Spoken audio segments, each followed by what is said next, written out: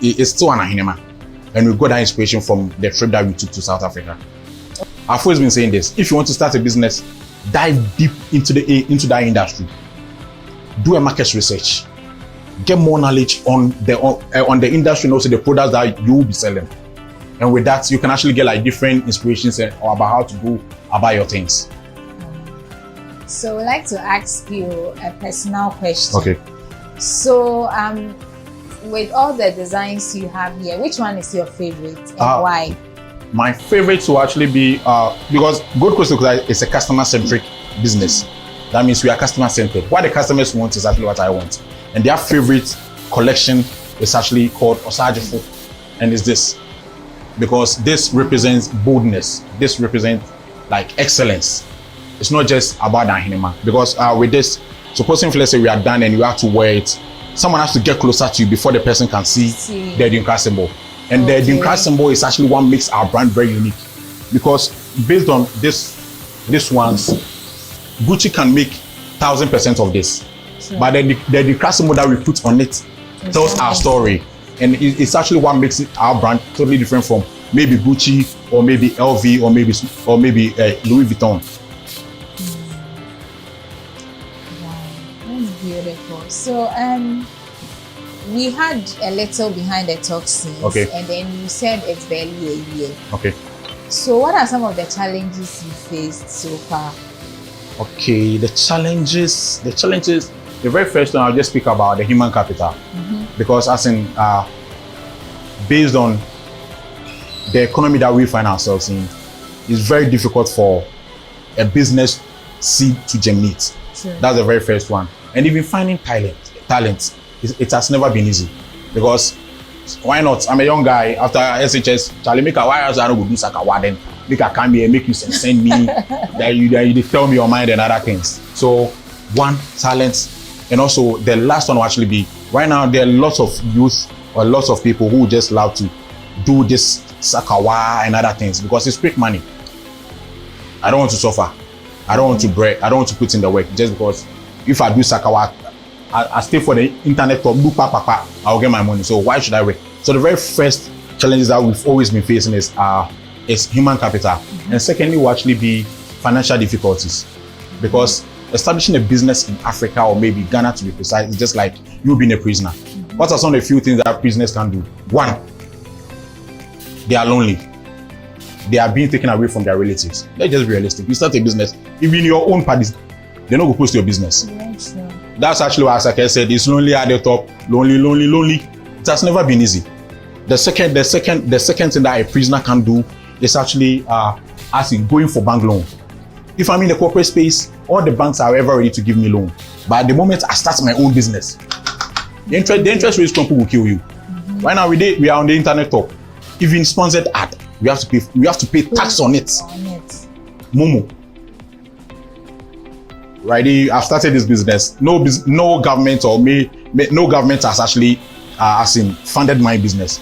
But at the moment I'm to expand. Hey, Charlie, why say carry your tax come, pay this, pay that, pay this. By the time that we are done, everything is gone.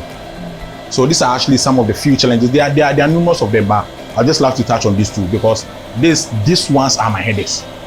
One, the human capital, and also secondly, the second one will actually be the financial difficulties. So supposing, let's say, there are investors out there who just love to reach out, we are ever ready to open our books for them to come around, invest so that they can actually get value for money. And also the return on investment is very huge. Supposedly, let's say, that's because I'm done with the very first year. And the first year is actually the most difficult aspect of you starting a business. So this time around, just like me breaking even and also going forward. So I would like to ask, what advice would you give to the upcoming entrepreneurs, those that are yet to start a business and those that just started? What advice would you have? Okay. Those that are about to start and those who have already started. I will just say, before you start, there's something that they call still worship. Just try to learn from people. Because right after uni, I told myself, right after uni, I gave myself 10 years to work for people. Wow. And I'm still working for people. In as much as I've established my business. When was that? I graduated from school in 2017, Ken UST. Wow. And I did my MBA. And after the MBA, I've been working for people and still doing all these things along. Yeah. So why should we work for people? Because we are actually, the youth of today are actually always organizing. Charlie, I'm the youngest CEO. All know they talk nothing. I they tell you, youngest CEO you know chop. Youngest CEO you know chop. So why don't you work for people? Because right now, if I'm to just talk about the success story of Goldcoast, you might be feeling, hey Charlie, for how long? Hey Charlie, like you chop 5 years. So because you even said it's on social media, we are very big. Just because I learned from the big guys. I've worked with, you even got to a time, supposing let's say any president is in Ghana, I know the president, someone is in, like us and the president is in Ghana. Why? Just because I was working for someone. Why should you work for someone? One, you supposing let's say work for someone, you can make all the mistakes on the person's balance sheet. Exactly. So the people working for me, if they have to spoil something, it doesn't affect them. It affects my balance sheet. That's the very first one. Two, it helps you to understand systems. So maybe you can just say, maybe Goldcoast Tokota, there are systems. Suppose if let's you want to place an order, you talk to the sales girl forward it to the production team. The production team will be done, and we'll just give the stuff back to the sales girl, and the sales girl will give it to the logistics team to deliver it to the person. These are systems.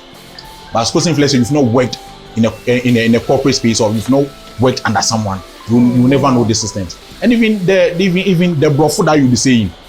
Because suppose if let's say you want to forward an email, kindly find the attached this one, or the corporate space where you go find them. So you're on your own. Oh, me there, Charlie, me I not go work under anybody. Forget.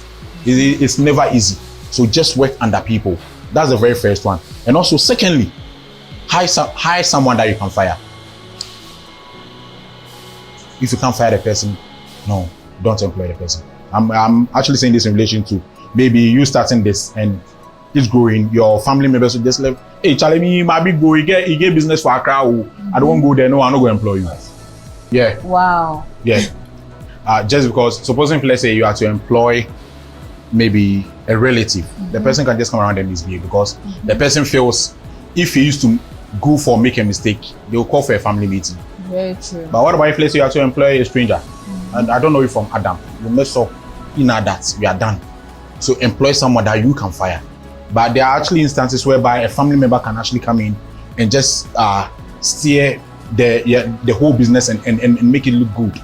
I'm not saying it's always like don't employ you, but just have like I'll just say everything boils down to research. Know more about the person that you're about to employ.